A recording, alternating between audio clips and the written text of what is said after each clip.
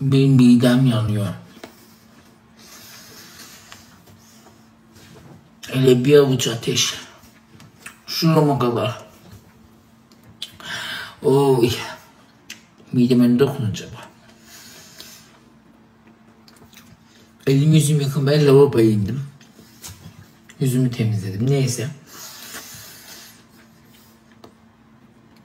Bir baktım yerlerde böyle damla damla su lekeleri var. Halıyı süpüreyim dedim. Halıyı süpürdüm. Dur bezinle kenarlarını sileyim dedim. Kenarlarını sildim. Sonra dedim ki temizlikte içerideki bazanın altını çekmemiştim. Gözüm ondaydı. Bir tür de onu sileyim dedim. Bir tür de onu çektim. Tam salonun kapısını çekiyordum tozlanmasın diye, baktım perdeler ayrık duruyor.